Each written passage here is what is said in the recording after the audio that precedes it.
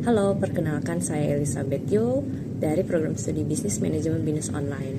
Pada kesempatan kali ini, saya akan membahas sebuah materi yang berjudul Spotting the Lies, Surviving Infodemic and Deepfakes. Mari kita saksikan.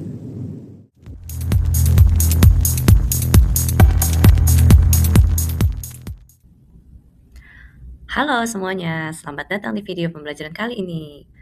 Nah, pernah nggak sih kalian melihat video viral di media sosial dan langsung percaya?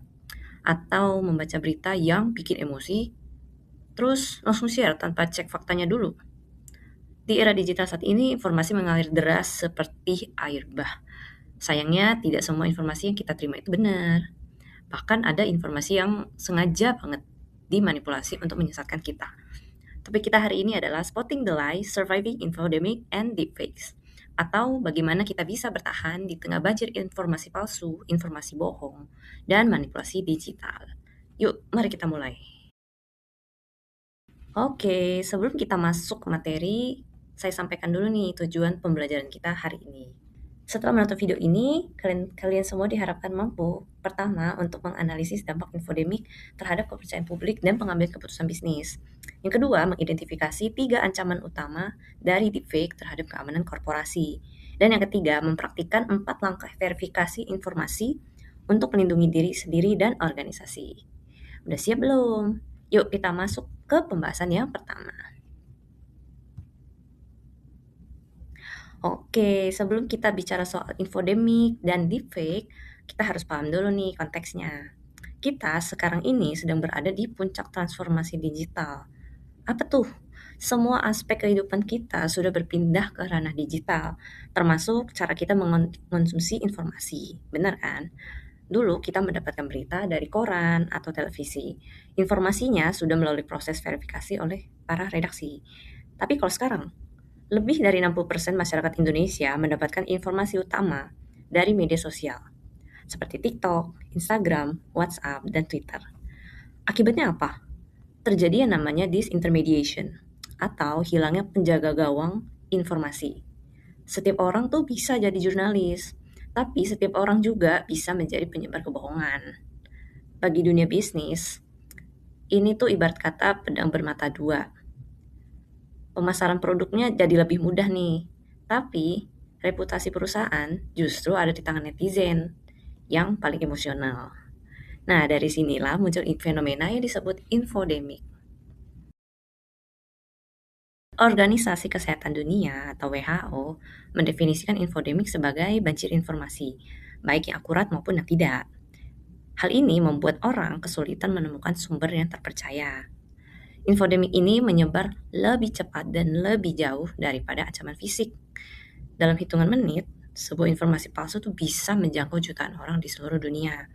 Yang lebih bikin bahaya, informasi palsu ini seringkali dirancang untuk memicu emosi kita, bikin marah, takut, atau juga kaget.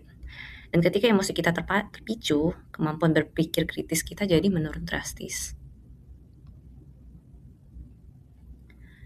Lalu apa sih dampaknya bagi dunia bisnis dan manajemen? Ada 3 hal besar yang perlu kita waspadai. Yang pertama, erosi kepercayaan publik atau trust erosion.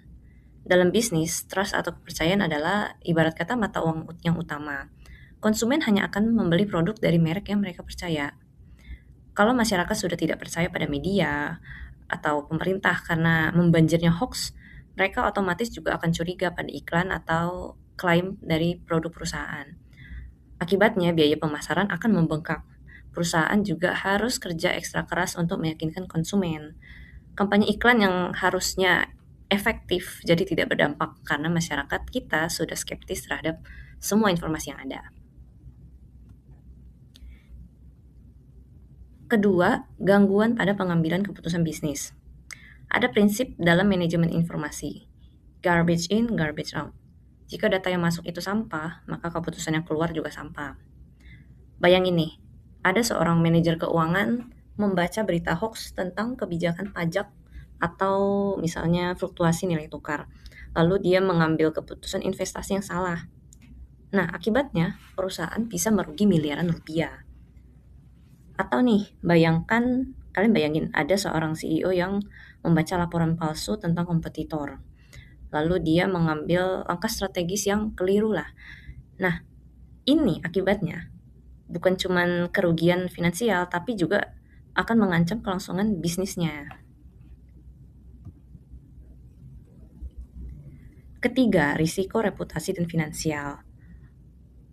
Hoax dan fitnah di era digital ini tuh sangat-sangat menyebar banyak sekali di mana-mana, lebih cepat bahkan dari api. Dalam hitungan jam, reputasi sebuah perusahaan tuh bisa hancur hanya karena hoax dan fitnah. Kalian ingat kasus kontaminasi obat sirup di Indonesia tahun 2022? Kasus itu menyebabkan hampir 200 anak meninggal dunia. Akibatnya kepercayaan publik terhadap industri farmasi hancur total. Walaupun sudah ada klarifikasi ya ketika itu, tapi dampak reputasinya itu yang buruk itu bertahan berbulan-bulan, bahkan memicu penurunan penjualan yang drastis. Nah, ini tuh contoh nyata bagaimana krisis informasi, dalam konteks ini informasi yang simpang siur tentang penyebab dan penanganan itu memperburuk dampak dari krisis itu sendiri. Oke, sekarang kita masuk ke ancaman yang lebih canggih nih, deepfake. Kalian pasti sudah familiar dengan istilah deepfake ya. Di media sosial itu pasti di mana-mana ada yang nyebut deepfake. Selain AI, itu pasti ada kata-kata deepfake. Nah, deepfake itu apa? Deepfake itu adalah konten sintetis buatan, kecerdasan buatan, atau AI yang bisa membuat seseorang tampak melakukan atau mengatakan sesuatu yang tidak pernah terjadi. Nah, yang lebih seramnya lagi adalah teknologi ini tidak membutuhkan keahlian teknis yang tinggi. Siapapun, siapa aja bisa mengakses software manipulasi AI dalam hitungan detik. Kita tinggal upload foto, rekam suara, dan dalam beberapa menit video palsunya jadi. Nah, ini tuh bukan baru akan terjadi, ini sudah terjadi sekarang dan masif juga, dan ancamannya sangat nyata bagi organisasi dan juga bisnis.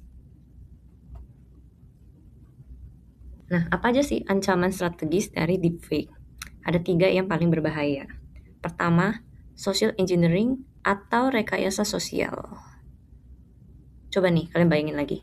Ada staf keuangan menerima panggilan video dari CEO perusahaan. Ngakunya sih CEO perusahaan. Wajahnya persis, suaranya persis. CEO ini memerintahkan transfer dana darurat ke rekening tertentu. Tentu sebagai staf keuangan dia pasti akan mentransfer uangnya dong. Mentransfer uang puluhan juta dolar lagi konteksnya ya. Nah, ini bukan cerita fiksi.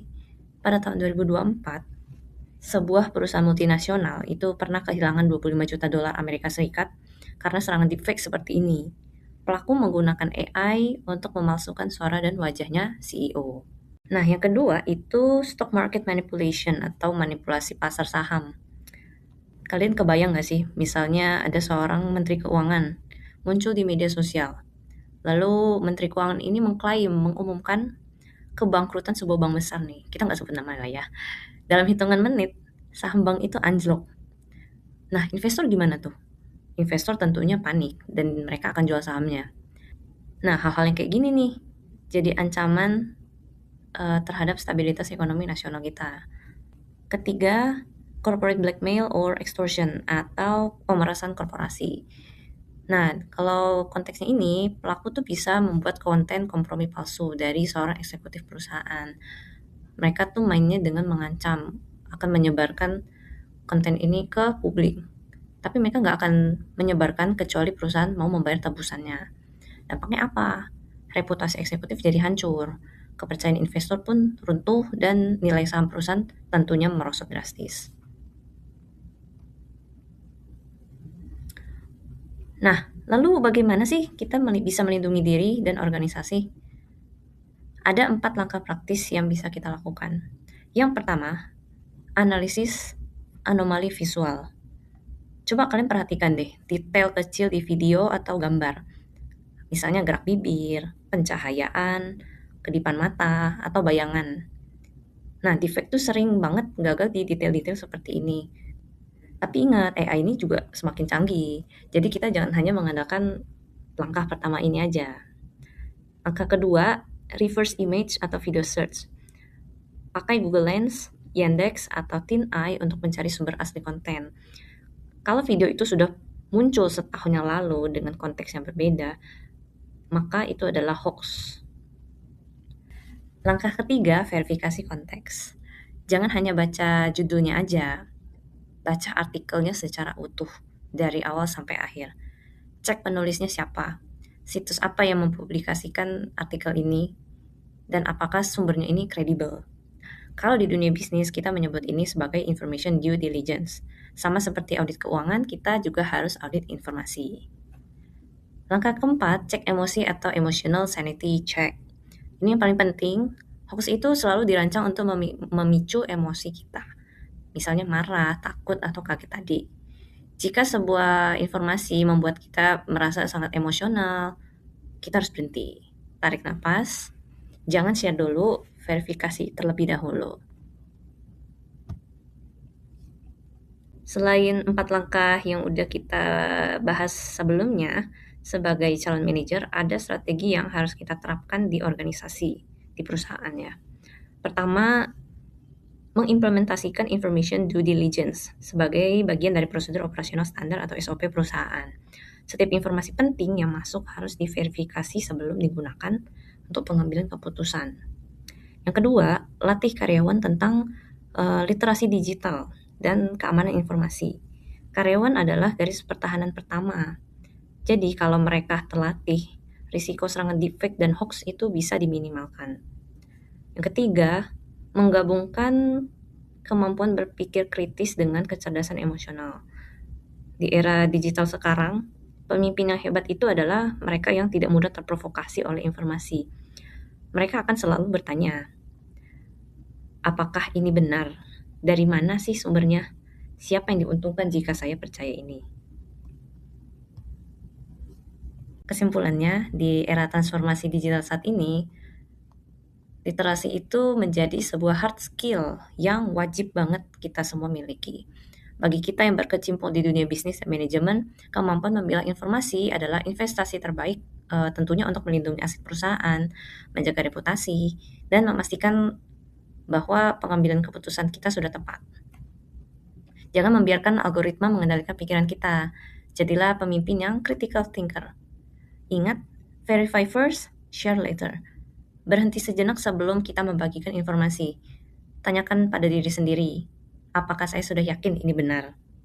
Karena di era AI ini, ibu jari kita harus bergerak lebih lambat daripada otak kita. Terima kasih sudah menonton video pembelajaran ini. Semoga bermanfaat dan bisa kita terapkan dalam kehidupan sehari-hari maupun di dunia bisnis. Berikut referensi yang saya gunakan dalam video ini. Sekian dan sampai jumpa di video berikutnya.